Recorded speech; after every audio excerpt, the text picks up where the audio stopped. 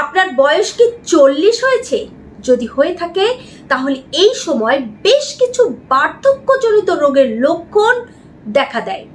এই সকল বার্ধক্যজনিত রোগের লক্ষণ বা রোগের সূচনাও হয়ে থাকলে এখন থেকেই ডেইলি লাইফে 3টি গুরুত্বপূর্ণ ভিটামিনকে যুক্ত করে নিন। যে 3টি গুরুত্বপূর্ণ ভিটামিন আপনাকে এই 40-এর বার্ধক্যজনিত সকল প্রকার রোগ থেকে দূরে রাখতে সাহায্য করবে। কথা বলছি আমি শ্রাবণী প্রামাণিক, একজন সার্টিফাইড আয়ুর্বেদ চিকিৎসক হিসেবে। আজকে যে 3টি ভিটামিনের কথা আপনাদের সামনে আলোচনা করব, আশা করছি 40 বা 40 পরবর্তী যেসব মানুষ আজকের ভিডিওটি দেখবেন তাদের প্রত্যেকের কাছে অত্যন্ত গুরুত্বপূর্ণ হতে চলেছে এই ভিডিওটি। তাহলে এই সময় কি কি রোগের লক্ষণ দেখা দেয় সেগুলো একটু বলি আপনাদের। যেমন এই বয়স 40 বা 40 পার হলেই প্রথমেই যে রোগগুলো সামনে আসে তা হলো ব্লাডে চিনির পরিমাণ বেড়ে যাওয়া, যেটা ডায়াবেটিস বা সুগার। রক্তে খারাপ কোলেস্টেরল বেড়ে যাওয়া, যেটা হাই কোলেস্টেরল। এতে করে ট্রাইগ্লিসারাইড বেড়ে যায়, হার্টের নানান ধরনের জটিলতা তৈরি হয়। এছাড়া অস্টিওআর্থ্রাইটিস, অস্টিওপোরোসিসের মতো হাড়ের রোগ দেখা দেয়। নার্ভ এবং পেশির দুর্বলতা চলে আসে। থাইরয়েড, কনস্টিপেশন, গ্যাস, বদহজম, আলসার, বিভিন্ন ধরনের রোগ আপনাকে চারপাশ থেকে গ্রাস করে নেয়।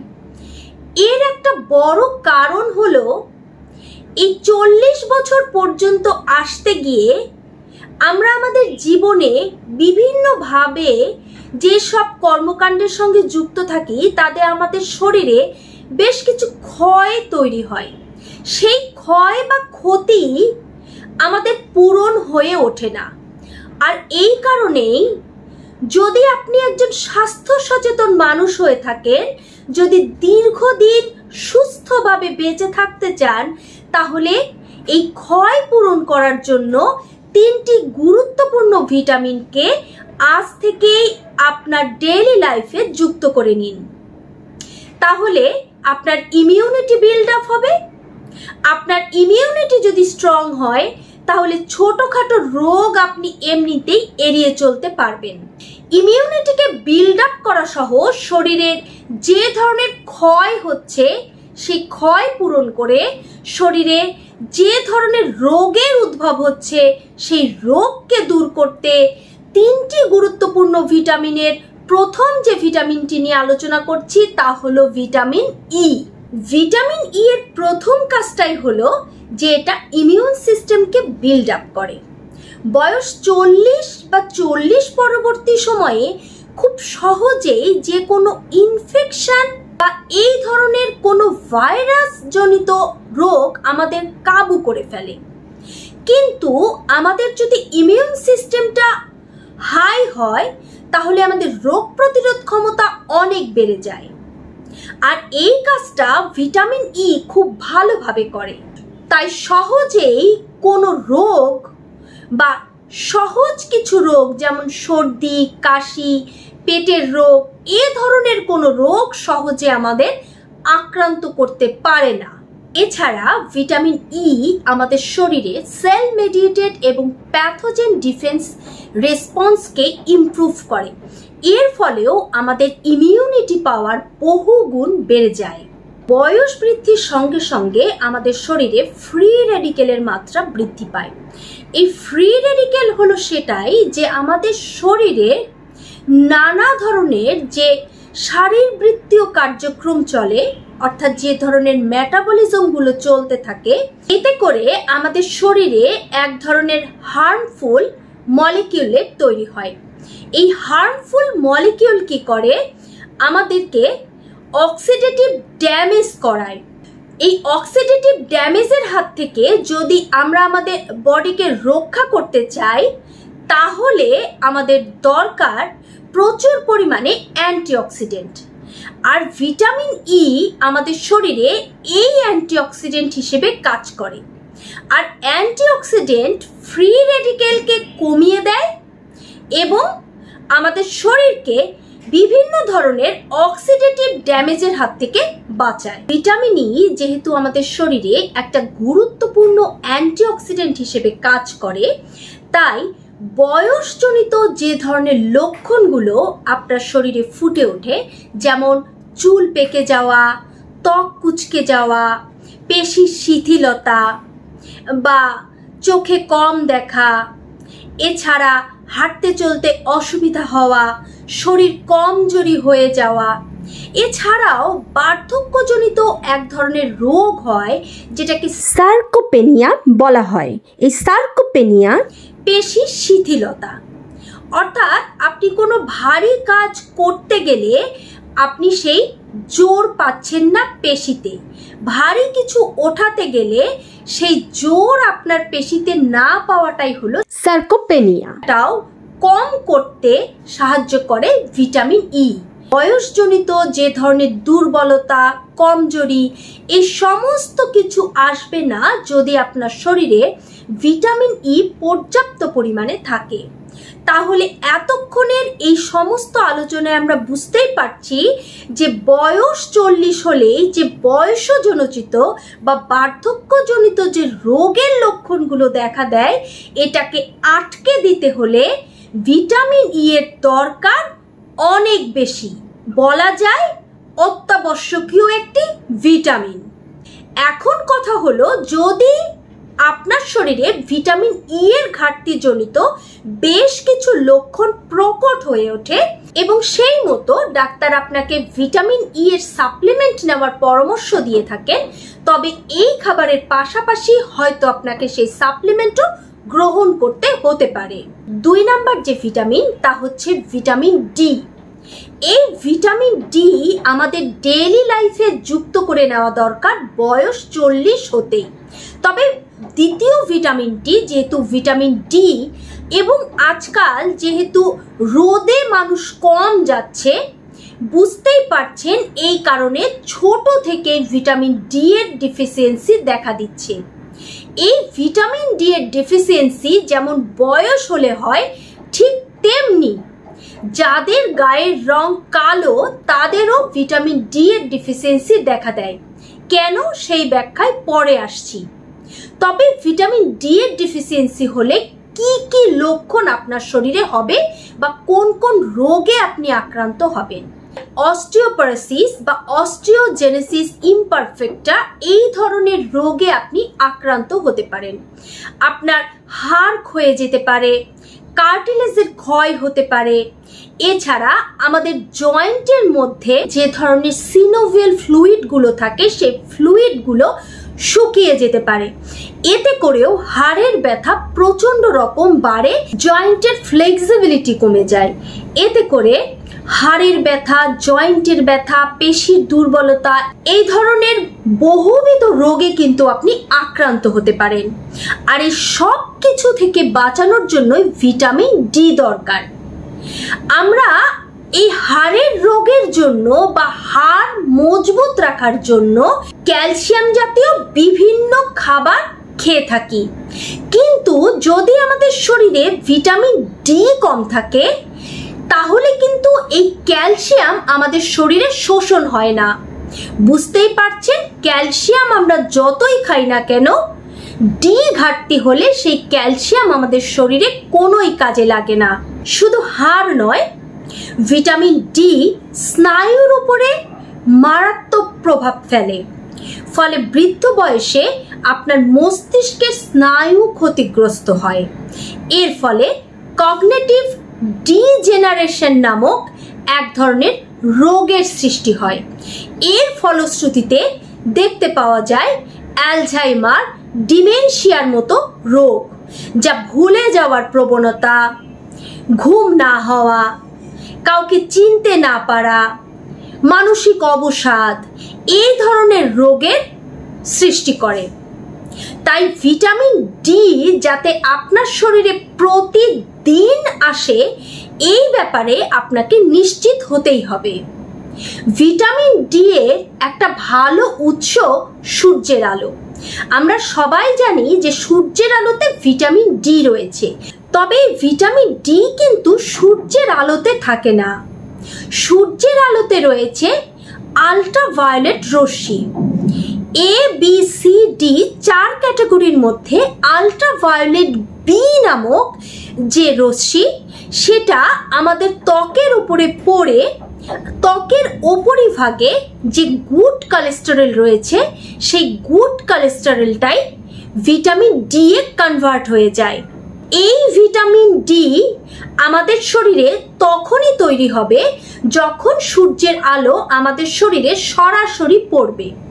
অর্থাৎ কোনো কাচের আড়ালে বসে থাকলে ভিটামিন ডি উৎপন্ন হবে না। ঠিক তেমনি মোটা কাপড়ে ঢেকে রাখলেও ভিটামিন ডি আসবে না। তাই যতটা সম্ভব দিনে সকাল 9টা থেকে 12টার মধ্যে এই সময়টাতে আধা ঘন্টা করে হলেও আপনি সূর্যের আলোতে থাকার চেষ্টা করবেন।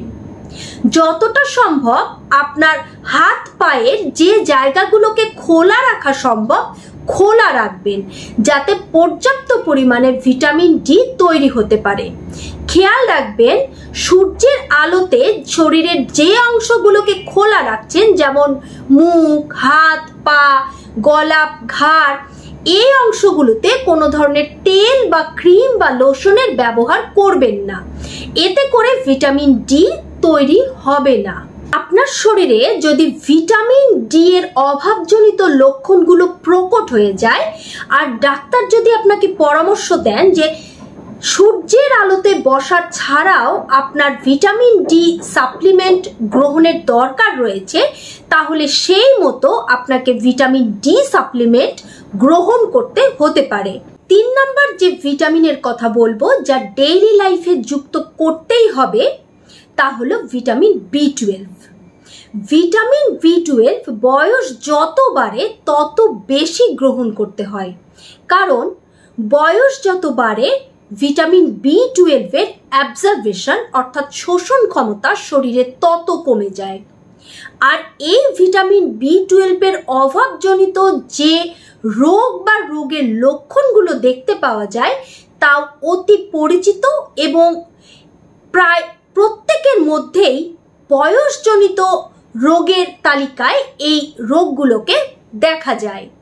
আপনারা হয়তো খেয়াল করে দেখবেন যে বয়স বাড়লে বিভিন্ন ধরনের নার্ভের সমস্যা দেখা দেয়, যেমন হাত পা ঝিনঝিন করা, হাত পায়ে হঠাৎ করে ইলেকট্রিক শকের মতো ব্যথা তৈরি হওয়া, হুল ফোটানো বা সূচ ফোটানোর মতো ব্যথা হওয়া, ঝিনঝিন করা। এছাড়া বিভিন্ন ধরনের আরও লক্ষণ দেখা যায়, যেমন হাঁটতে চলতে অসুবিধা হওয়া, শিথিলতা তৈরি হওয়া, হাঁটতে গেলে হঠাৎ করে জুতো থেকে বা স্যান্ডেল থেকে পা বের হয়ে যাওয়া। এই সমস্ত সমস্যাগুলো কিন্তু নার্ভের সমস্যা, যেটা নিউরোপ্যাথি সমস্যা। এই নিউরোপ্যাথির সমস্যার মূল কারণ হলো ভিটামিন বি12 এর ঘাটতি হওয়া। শুধু নার্ভের সমস্যাই নয়, ভিটামিন বি12 এর ঘাটতি হলে আপনার শরীরে এনিমিয়া বা রক্তাল্পতা দেখা দেবে। কারণ আমাদের শরীরে যে আরবিসি বা রেড ব্লাড সেল যেটা রয়েছে, এটা তৈরি হতে পারবে না যদি আমাদের শরীরে পর্যাপ্ত পরিমাণে ভিটামিন বি12 না থাকে। কাজে বুঝতেই পারছেন রক্তাল্পতার জন্য ভিটামিন বি12 কতখানি দায়ী। এই ভিটামিন বি12 এর কারণে আপনার শরীরে যে এনিমিয়া বা রক্ত স্বল্পতা হয় তার নাম হলো মেগালোপ্লাস্টিক অ্যানিমিয়া। এই মেগালোপ্লাস্টিক অ্যানিমিয়া যাতে আপনার না হয় তার জন্য আপনাকে নিশ্চিত হতে হবে যে আপনি প্রতিদিনের খাদ্য তালিকায় পর্যাপ্ত পরিমাণে ভিটামিন বি12 কে রাখছেন। আবার ভিটামিন বি12 ও ভিটামিন ডি এর মতো হাড়ের জটিলতা তৈরি করে। যখন আপনার শরীরে ভিটামিন বি12 এর ঘাটতি হবে তখন আপনার হাড়ের ভেতরে মিনারেল ডেনসিটি কমে যাবে। এই মিনারেল ডেনসিটি আপনার হাড়ের সেল প্রোডাকশনকে কমিয়ে দেয়, ফলে খুব সহজেই হাড়ের ব্যথা তৈরি হয় এবং পেশির দুর্বলতা তৈরি হয়। কাজেই হাড়কে মজবুত রাখতে হলেও ভিটামিন B12 এর দরকার রয়েছে। আবার ভিটামিন B12 এর ঘাটতি হলে আপনার শরীরে হোমোসিস্টিন নামক এক ধরনের অ্যামাইনো অ্যাসিডের প্রোডাকশন বেড়ে যায়। এই অ্যামাইনো অ্যাসিড আপনার ব্লাড প্রেশারকে আনকন্ট্রোল করে দেয়, অর্থাৎ আপনার ব্লাড প্রেশার দিনে দিনে বাড়তেই থাকে। এতে আপনার ব্রেন স্ট্রোক বা হার্ট অ্যাটাকের ঝুঁকি বেড়ে যায়। এছাড়া ভিটামিন B12 এর আরেকটি গুরুত্বপূর্ণ কাজ হলো আমাদের শরীরে যে গ্লুকোজ রয়েছে সেই গ্লুকোজকে ভালোভাবে মেটাবলাইজ করতেও ভিটামিন B12 সাহায্য করে থাকে। কাজে ভিটামিন B12 ছাড়া আমরা কিন্তু সেই গ্লুকোজ বা সুগার দিয়ে আমাদের এনার্জিও তৈরি করতে পারি না। এই ভিটামিন B12 এর উৎস কি? ভিটামিন B12 এর একটা ভালো উৎস হলো আমাদের সকল ধরনের প্রাণীজ খাবার, অর্থাৎ যারা নন ভেজিটেরিয়ান, যারা মাছ, মাংস, ডিম সব ধরনের আমিষ খাবার খাচ্ছেন, তাদের ভিটামিন B12 এর ঘাটতি হওয়ার সম্ভাবনা কম, যদি তারা এই আমিষের পরিমাণ সঠিকভাবে খেতে পারেন, অর্থাৎ তার চাহিদা যেন পূরণ হয়। এছাড়া ফলের মধ্যে কলা, আপেল, পেঁপে, কমলা এই সব কিছুতে পর্যাপ্ত ভিটামিন B12 রয়েছে। যদি সবজির কথা বলেন তাহলে পালং শাক, বিট, মাশরুম এতে পর্যাপ্ত পরিমাণে ভিটামিন B12 রয়েছে। তাই ভিটামিন B12 এর ঘাটতি এড়াতে প্রতিদিন নিশ্চিত করুন যে আপনি ভিটামিন B12 সমৃদ্ধ খাবার খাচ্ছেন।